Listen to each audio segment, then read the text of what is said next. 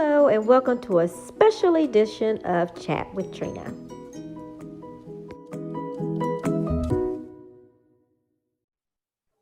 Hello, everybody. My name is Trina Lowry with Chat with Trina, and I'm here today on a special show because I normally post on Tuesdays, but we have someone special here, Dr. Ursula Funderburk. I want to make sure I say her name correctly. She was referred to me by my wonderful friend Teddy, who owns KIHY, I Hear You Radio. We're both good friends of hers. She's actually a sponsor, one of the sponsors for KIHY, and Teddy thanks you and adores you, and she's spoken so highly of you. Yes, I love Teddy. So, Miss Doctor, do they call you Dr. Ursula or Dr. Funderburk? They call me Dr. Funderburk, but I answer to both. Okay. Okay. Can I call you Dr. Ursula? You may. Yay. Okay. So today what we wanted to do, Dr. Ursula and I talked last week a little bit about what's going on with the virus, some of the bad information that's coming out. And our disclaimer is that we just want to give some, she's going to come on and just give some information and some tips on what we can do. Because we've been talking about what we can't do this, information about this kind of, information that may not be all accurate. So she wanted to come out and just give some tips on some things about even hand washing or the gloves, the mask, just what we can do to make things better and to stay safe. Am I correct, Dr. Ursula? Yes, you're absolutely correct. So let's go into what can we do? What can we do to stay safe? And I'm also, let me just go ahead and mention this now that since we talked, I've heard about them opening up the world slowly but surely, but you know, that's made a lot of people nervous as well. So, right. So one thing that's difficult right now is for us to stay focused on the positive. And I think your mindset and how you approach everything in life is really important. And I see a lot of people that are normally very positive, optimistic, being very fearful and feeling powerless. And so I was wondering to myself, what can I do as a practitioner? I'm a chiropractor by trade. So I deal a lot with patients day in and day out. I myself had to transition into the telehealth model, and I still do see patients one-on-one, but I've had to take precautions as well. But one of the things that I've tried to do in my daily life and in interacting with my patients when we do come face to face is to stay positive and focus on what I can do. So here are some things. Everyone knows about basic hygiene. I consider this period a reboot. And so you can start by looking at this time period as a way to reboot, reset, and go back to some of the things your grandmother and our parents taught us that you probably already do, but just kind of refocusing on things basic such as hygiene. So I'm going to start with something like just washing your hands. A lot of people are walking around with hand sanitizers and all these fancy gadgets that Amazon and such are loving because you're shopping like crazy because you're at home. But I would just like to encourage you to just stick to washing your hands with soap and water like you did when you were 5 years old. One of the first things we learned was to wash our hands. So just put your water on a medium temperature, medium warm temperature. Again, soap and water. And we have now the conveniences of pumps of soap. So put your soap on. Some of the major things that we don't do is spend enough time. So everyone has heard 20 seconds is good. Hum yourself a little song. I'll be putting out some videos on my Facebook page that will actually illustrate hand washing. Now, we're not talking about medical grade, like as if we were scrubbing into surgery or anything like that. We're just talking about getting your hands nice and clean. And one place that we forget sometimes are our fingernails. So I was just about to mention that. Exactly. So our fingernails, sometimes we kind of skip over those, but those can harbor dirt and germs. So if you don't have a nail brush at home, you can get one, or just take your other fingers and just kind of go under your nails with the soap to make sure it gets under there. And so as you're washing, continuing to wash over your hands over and over again, don't forget to apply the friction. The rubbing part is really important because that's what helps get off some of the dirt and debris that you may have. If you have long fingernails, much longer than the pads of your finger, be sure to spend some extra time in those areas. So when you get to the part where you are drying, again, go under the nails and make sure you dry your nails. Now I'm going to cover something that you may not think about, but I had to address for myself personally because I wash my hands so much at work, is that your nails and your nail beds can get dry. So taking some moisturizer or oil and putting it onto your nails and your nail beds can help prevent your cuticles and nails from becoming over dry and cracking. You also want to do that to your hands as well, because as good of a job as you're doing with hygiene, we don't want to over dry and cause your hands, your skin, which is a natural barrier for invaders of those little creepy crawler germs. If you overwash them without moisturizing, you can cause the skin to crack, which will allow those very invaders to get in. Right. So in regards to the nail washing, so when we dry our hands from the finger hand washing, does it matter, like if we're using paper towels or regular cloth towels? Does that, because I know the cloth towels can hold bacteria, using that more than once as well. Right. So of course, right now in this current climate, the recommendation are paper towels because they're disposable and you can throw them away without the spread. However, for me, when I think about back to basics, I think about our foreparents and our forefathers, and they were very frugal and they conserved what they had. So everybody may not have the means to throw away paper towel. And then we have to consider environmental impacts, which we haven't even started to think about because we're so worried about what's going to happen to ourselves. But if you don't have paper towel readily available, of course, if you're out in public, paper towel and using a paper towel to turn off the water and grab handles are all prudent things. But you can use that same paper towel to do all three of those things. So that's a way of stretching out. Exactly. So when you wash your hands and you dry, take that same paper towel to turn off the water, and take that same paper towel if you're out in public to grab the handle, prop the door open with your foot, and hopefully there's a trash can somewhere close by so that you can throw it away. If not, as soon as you come out of, let's say, the restroom or your local store or what have you, wherever you're coming from washing your hands, throw it in the nearest trash receptacle that you can. Now let's go back to your question specifically regarding the cloth material. So let's say that's all you have available is a towel. You can just kind of in advance think about what you're doing. So dry your hands on certain sections of the towel. Like you don't have to just utilize the entire towel. Why don't you consider drying on the left half of the towel, then on the other left, and then flip it over, because if you have a regular hand towel, you still have surfaces that you haven't touched exactly yet. Gotcha. Okay, that makes sense. The other thing is, that's your hand towel, so consider not sharing that with everyone else. Like sometimes we have towels hanging in our restroom, and whoever's over traditionally might use that towel. You might not want to do that at this time. Right. You know, you mentioned something else, the floor, when you're opening the door to leave out of the restroom in public places. I've noticed in the past few years that they're installing those things on the bottom of the doors. And I think exactly wonderful. Yeah. Yes. Hopefully in the future, that'll be something that more people will go to. So let's talk about, we've talked about hands. So the gloves. Let's talk about the use about these gloves. The gloves.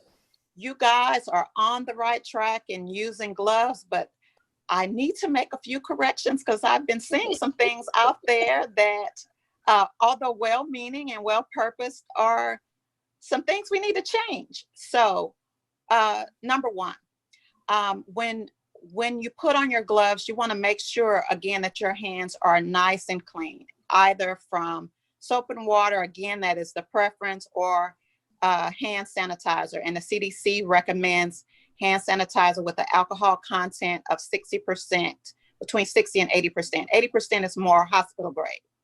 So putting your gloves on nice, clean hands. The next thing is you don't have, you might not have the resources or the availability of having gloves like I have, like, you know, because I'm in the healthcare field, I have access and have always had a plenitude of gloves. So let's say you don't have that many and you want to stretch your gloves. Consider using a pair of gloves per trip that you go on. If, as an example, let's say you're going to your local supermarket. This is, as an example, what I do. When I exit my car, I've already hand sanitized my hands, my car and my handles and everything are clean. So I exit my car with my gloves in my pocket. Before I enter the store, I then put on my gloves, right? Yes. And then, so if you don't have that many gloves, I'm going to give you a couple techniques. You can use a one glove technique where you put a glove on one hand and you use your other hand that is ungloved. You don't touch anything with that hand. You steer with the gloved hand. You touch products on the shelves with that one hand. And then by the time you get to the register, you have a free hand to then go into your purse or your wallet. I've seen far too much people with those same gloves putting that into your purse or wallet. Well, they're contaminated. They could have germs on it. The very germs you're trying to protect yourself from, you have just put them into your purse or wallet. Into your purse. Right. Wow. So we don't want to think about that. You don't think about that. So it's just you know, we're in uncertain times and uncharted water. So that's an easy mistake to make. Again, well-meaning. So if you have on two gloves, you may want to remove the glove off the hand that's going to go into your purse or wallet. That's another way that you can do it. Now, gloves should be pulled off inside out so that you have the clean, you're touching the clean part of the glove, the part that's been touching your hand, that you cleaned and sanitized, and pull them off inside out. And that's also for when you get ready to throw them away. And again, as you're leaving your grocery store, you can lean on your basket to push it out. They've already cleaned the surface where you're going to put your hands. So you don't have to use your hands at all. Just lean on the basket and coast it outside. And then as soon as I step out of the grocery store, I pull those gloves off and throw them away because I'm about to go into my car and I don't want to use those same gloves. I definitely don't want to take those same gloves into my house. Right. And so I'm seeing that where people might be at the bus stop, or they may have carried those gloves everywhere. And so guys, we don't want to do that because you're doing a good job trying to protect, but we don't want to contaminate and defeat the very purpose what you're trying to accomplish. And so let me just make sure. So let's just say can you see me? Gloves are here. We're pulling it this correctly. Am I? Yes, we're pulling them from, and then from there, you pull the other one, and I just throw them. Right. And so if you next week we can recap it, and also I'll have videos on my Facebook page specifically demonstrating that. So if you guys want to check out the actual, I'll be demonstrating hand washing and removal of gloves, giving you some techniques there. But yes, in this case, I'm so sorry I don't have gloves to show you, but you want to start from your wrist and take with the gloved hand, you're gonna flip the glove on the one that you're trying to take off. You're gonna make like a cuff and fold it over and then pull the glove inside out. Okay. Again, kind of difficult to explain, but I'll be able to show you. And maybe Trina and I get together, and we'll get together another time, and I can demonstrate it on the show. Perfect. So next thing, the next big thing, the mask. Okay, the mask. Okay, so for our purposes, for the general public, the masks are largely used to stop the obvious, like sometimes we might spit a little bit when we talk. If you have an accidental cough, and that's another thing to kind of bring up. Guys, we are in the heat of allergy season. So everybody that coughs doesn't have corona. Some of them have seasonal allergies. Sometimes when you get a sneeze or a cough, you don't have the corona. You have the same seasonal allergies that you always had. Now, of course, if you have other symptoms, there's no substitute for following up with your primary care doctor. And I say that over emergency room because they're inundated really trying to help really sick people. So when in doubt, go see your primary care physician. But if you have symptoms that you've always had in the absence of fever, you're okay. But so the masks do help with that. So if you have a cough. Dr. Ursula, okay, we got connected. So try to start again. I'm sorry. Yes.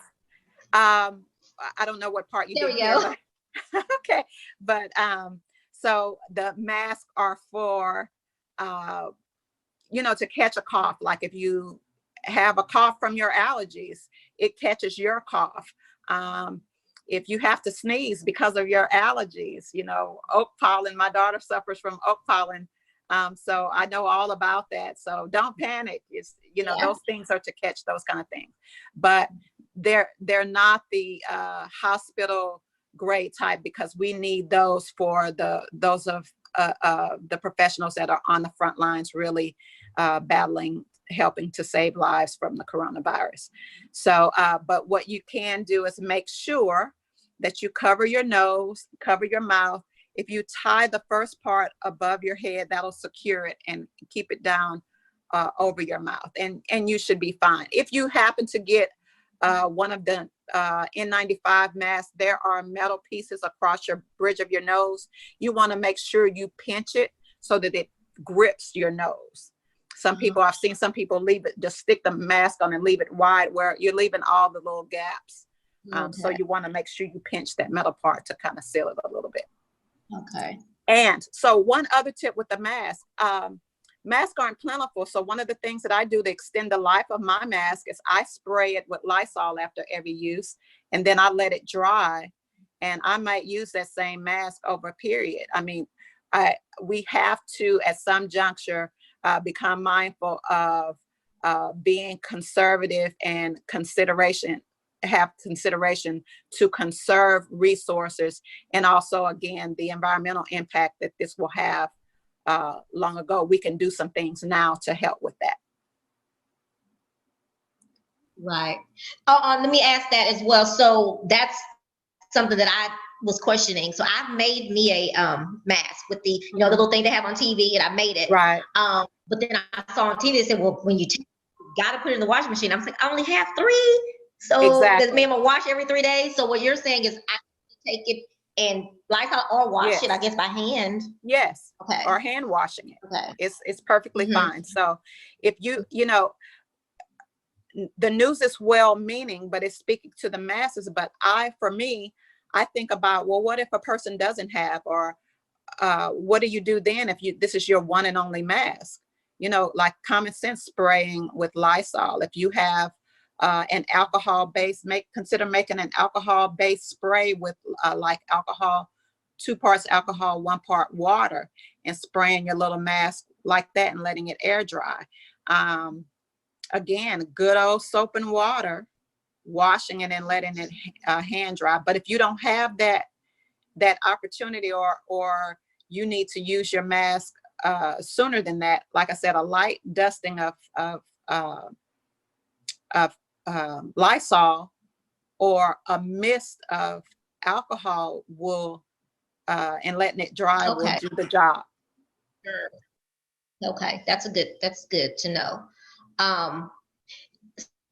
Something else that I think I mentioned to you the other day was that There are some people that are saying don't wear the mask. And what I wanted to emphasize or ask you to make sure that I'm correct in saying this, that the mask is really for us to protect those that we're coming in contact with. Is that correct?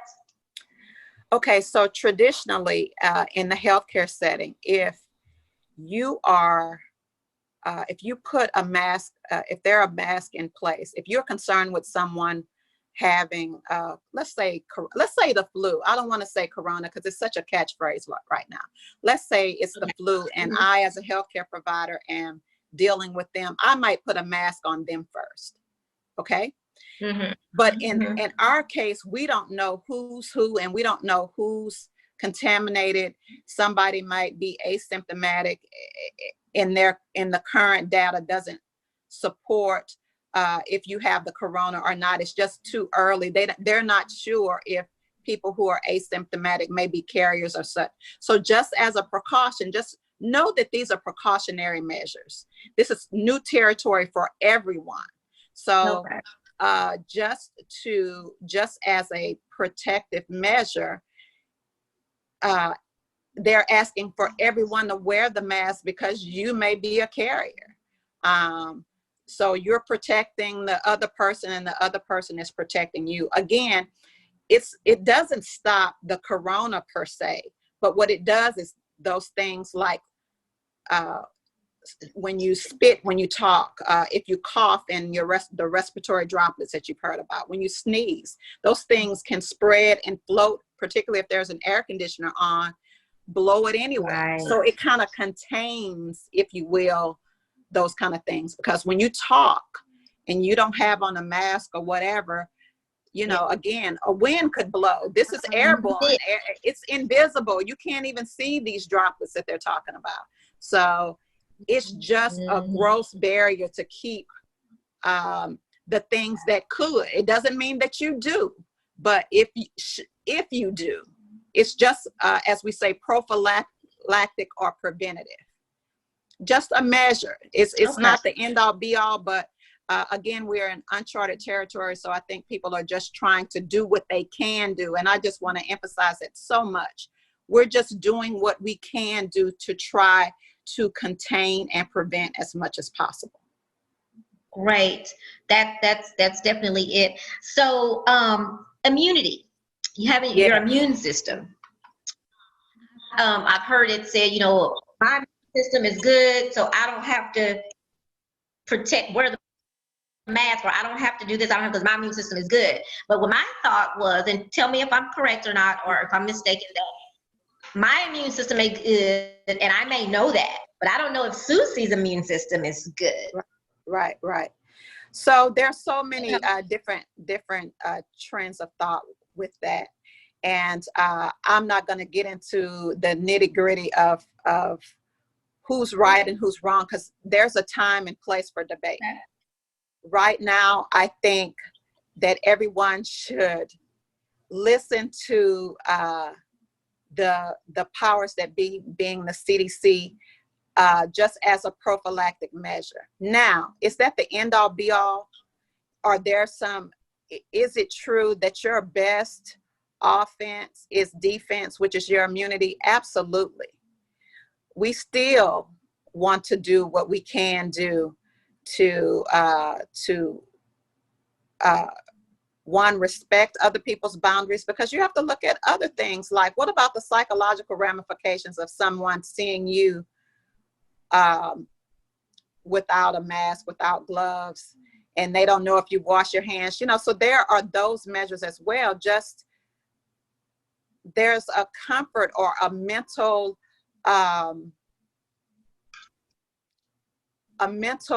comfort that is helpful when someone sees that you are adopting safe measures, just like standing 6 feet back. Yes, the ultimate is, of course, taking care of your body. There's no substitute for that. And if I have to say what the gold coin is, it is absolutely top priority. But we don't all have the optimal situations, particularly in the African American community, a lot of us have underlying conditions such as diabetes, high blood pressure, any other numerous illnesses. So we may not be able to hurry up and have our immune system strong enough to combat being out in the open with corona right now. We can work on it though, and we absolutely should. Yes. So we can talk about that more in detail. Mm-hmm. With the restart button, kind of what you Yeah. with the restart button. We know, hey, our immune system is important, so now we need to know that let's start working on doing the right things to become. Yeah. Okay. Exactly. Yeah. So let's talk about that, because I don't want to play it down, because it absolutely is important. But at the same time, let's why can't we do both? So I'm going to suggest that we do both. But the first thing that we do is self-care. And one of the first things is just eating more fruits and vegetables. We see a lot of if you go into the grocery stores, all the ho-hos and ding dongs and honey buns, all those good comfort foods that make us feel better, they're gone. But you go into the produce department and there's plenty of fruits and vegetables. So I like to remind everyone to eat your fruits and vegetables, particularly those that are rich in vitamin C. And there are some surprisers for you, dark leafy greens, and believe it or not, red bell pepper have more vitamin C than your orange. So a lot of people are typically fall to orange juice and things like that to get their C. But again, red pepper. So making some old school stuffed bell peppers for dinner would help you get your vitamin C in, or taking some strip up some julienne, some red bell pepper, yellow bell pepper, green bell pepper, and making that your snack as opposed to chips. And if you want chips, have chips. But I'm just saying, create the balance and adding those fruits and vegetables. And of course, everyone is aware about your citrus fruits and such. Mm-hmm. Okay. The other thing is there. Sure. I'm sorry. I do smoothies in the morning. So I'm using like raspberries, blueberries, blackberries, pineapples. Is any of that healthy? Absolutely. The more you can consume fresh fruits and vegetables, frozen, number 2. Try to stay away from those that have a lot of sugar. Stay with the ones with the natural sugar, are better for you. So absolutely, a smoothie in the morning is awesome if that's the way that you can consume vegetables and fruits. If you don't like to eat them outright, there's as they say, there's many ways to skin a cat, and so drink them. Just put the whole fruit and vegetables in there. And a lot of the fruits are sweet enough that if you don't like the kales and the spinach and stuff like that, you can put them in there, and some of the fruits will somewhat mask the taste of them, and you can get your nutrients all at once. Okay. Another option are, for those who don't want to eat those types of things, are supplementations where you can take them, but nothing is better than how they come naturally. But supplements that you can take are vitamin C, your vitamin D, which you get from the sunshine as well. Also, zinc is a good immune booster. I mentioned vitamin C. Oh, last but certainly not least, your gut accounts for the majority of your immunity. So taking a probiotic, that's a good quality probiotic to grow the good germs in your intestines is really, really helpful. A little known fact is that just like out in the world, there's good and bad. And there's the same way in your body, particularly in your intestines. As long as the good guys, there are more good guys than bad guys, you're good. Just like in this world, as long as they're more good than bad, then we have a good balance. So the probiotics help grow those good guys for us that keeps our immune systems nice and strong. So that is a very, very important thing to add. Okay, cool. That's good to know. Okay. Do you have any other tips? I can't, those are my biggest questions. I So know psychologically, okay, I'm sorry. yes. I really want to cover stress because, you know, I think that that's the X factor. I don't know if a lot of people are discussing it adequately. You know, we've been given these stay home orders, and, you know, though they're slowly releasing people to return to work and move around a little bit. A lot of people have really literally put themselves in isolation and watch TV and social media all day long. They don't leave their house. And so this has created a little PTSD, a bit, very stressful situation, which can be a cesspool for your immune system, for your overall health, because everything starts in the mind. A positive attitude goes a long way to your body health. Believe it or not, the mind-body connection is real.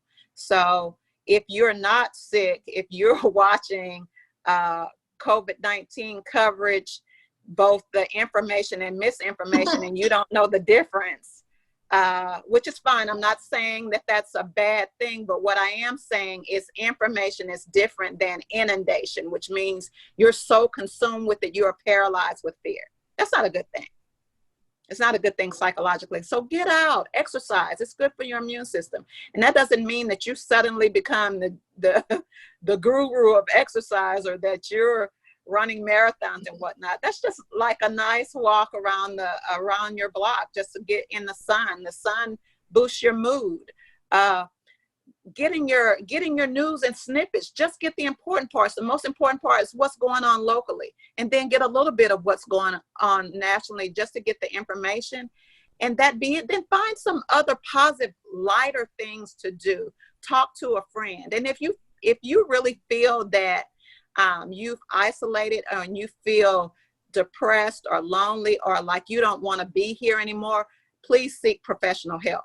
There are lots of hotlines and mental health professionals that are out there, that have particularly been out since the COVID-19, that are available for your use. So please reach out. Last but not least, isolation doesn't mean particularly isolation. Call a friend, interact with people via these other social media platforms that are healthy. Stay away from the negativity, though, as much as you possibly can. Try to stay positive. One of the things that I don't fault the news for giving information, but I really do wish that they would focus on the sunny side. So since they're not, I'm going to focus on it. 80% of people Dr. will Ursula not be has asked infected. to make a correction. It is 20% are, and any 80% loss of have life mild or is no significant. symptoms of COVID. But I Even if do they were want you to exposed, focus on the 80%. 20% will react with more severe Second thing symptoms. is, there are those that are being tested, and they tell you of those that are being tested that are testing positive, but some people are being tested and they're testing negative. You don't know about that, but just know that there are some people that are also testing negative. The other thing is, they give the death rates. There are people dying, but there are also people surviving, and they are giving you some of the data. But fact of the matter is, the first COVID-19 case was discovered around November, December. So the truth is, it's been out a while. So there are probably cases that we don't even know about, who have recovered just fine. So I don't say that so that you're not cautious, that you don't wear masks anymore, that you don't wear gloves anymore, that you don't take care of yourself anymore.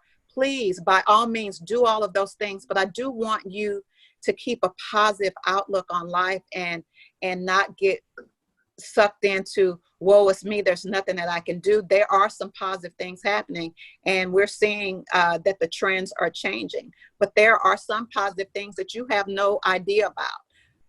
Focus on the positive in your daily life. Can you repeat the first thing you said about the 80% of people? The very first one, we kind of. So the very first one I said was 80% of the population will not do not have COVID-19. I mean, COVID-19. 20% will not. 20% will develop COVID-19. 80% will not. Okay, I want to make sure I said that. That is another way of looking at it. I tried to do that the other day because I was looking at, yeah, they do emphasize and make, the media is the media. It's their job to make it big, but numbers to show, oh my God, it's this number of this, but look at the survivors. I did that the other day for me because kind of something with anxiety. I try to watch things different. I step outside and take a walk every day. Even just working on my computer, the things that I do, I have to say, walk, step away, close that computer, go outside. Right. And you're right. It makes my whole read a book. Yes. Yeah. Do some positive things. Work those crossword puzzle books. The word search. Just take your mind off of it for a little while. What I'd like to say is to keep living. Don't stop living your life because it looks a little differently right now. This too shall pass, like any other circumstance that we've overcome. As African American people in particular, as a people, we've overcome quite a bit. This is not different. Yeah. So remember, go back to the basics. What grandma and grandpa and mom and dad taught you. We are resilient and we are strong together. But it all starts in the mind and doing the things that we can do and staying focused on those things. Yes. Well, thank you so much. It was really good information. I thank you so much. We have Dr. Ursula and I talked, and we decided that we're going to come back, and both of us are novices with this, and so we did good today. Yes. But we're going to come back and live. Have some questions, hold them, write them down, and save them for us for next Sunday. And maybe we can take 45 minutes to an hour and listen to some of your questions. She's excited about getting you some of the answers that she may not have answered everything, but she wants to be able to be a light for you and maybe help you to be able to live, and not be living in fear as much. Again, she says, be careful. We got to be careful, and we've got to remember that we have children around us. We have, we want them to be okay too, because they'll see us worrying, and that will feed into them. Absolutely. So I want to thank you again, Dr. Ursula. I can't wait to talk to you again. I can't wait to meet you in person when we can come outside. Teddy Lewis, I want to thank you for the connection. Yes, I want to give it's been great. You guys make sure that if you haven't heard them, they're an awesome radio station. Tune into them. They're internet based, and they have an eclectic musical sound that all age ranges will like, from the youngsters that we are, Trina, to those oldies but goodies. And you're not going to hear the same music over and over and over and over and over again. You're going to hear something new all the time, is what I love. Absolutely. So, thank you again. Oh, let me give your website, Dr. Ursula. So you guys can follow us on Facebook at Alliance Rehab and Wellness. And again, we'll have videos on starting next week. I think next week, the first video will be on hand washing. And we'll do one every week, and we'll cover hand washing. We'll discuss hand sanitizer. We'll discuss immunity. And so we'll do a different one every week, so you can check those out. Also, you can look us up on the web at www.alliancerehabandwellness.com. Okay. And our phone number, in case you would like to get more information about us, is 713-239-2386.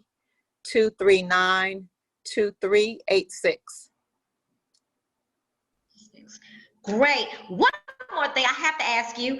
Sure. Where is it? Let me find. The lady truck doctor. So wow. So that is another venture. That's kind of like my alter ego.